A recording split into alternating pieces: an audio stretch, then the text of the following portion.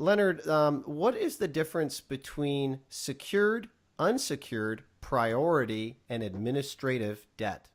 Well, the difference between secured, priority, unsecured, and administrative debts are pretty profound and very important. Basically, bankruptcy is all about treating these creditors in different groups. For example, secured creditors are the folks that have a lien and have the right to repossess. In fact, if you think of the lenders who have the right to repossess, then you know what secured creditors are. That's typically the home lender and the car lender. Sometimes it's also a department store, a financed durable good, like you went to Best Buy and used the Best Buy card to buy yourself a TV from Best Buy.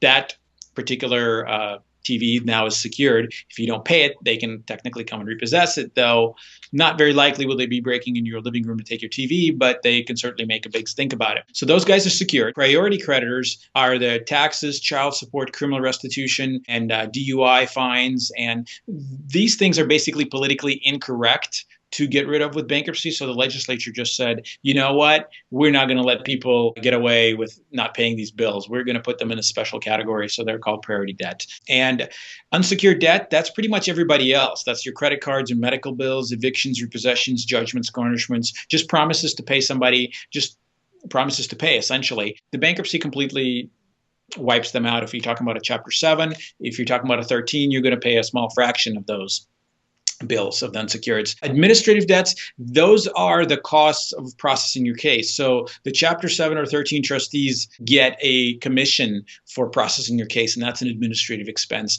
That's paid ahead of your credit cards and medical bills. Also, my attorney's fees or any lawyer's attorney's fees in processing your case will be considered an administrative expense, especially in a Chapter 13. Those are the different kind of debts. Depending on which type of bankruptcy you do, bankruptcy has a order in which debts are paid. And for example, in Chapter 13, the secured creditors are paid first, then the administrative, then the priority, and then whatever's left over goes to the unsecureds. And in Chapter 7, the secureds, you're current on those guys, you just keep paying them, you keep those collateral. Priority just survives bankruptcy, and then secureds in a Chapter 7 just get completely wiped out, unless they're like student loans, in which case they survive.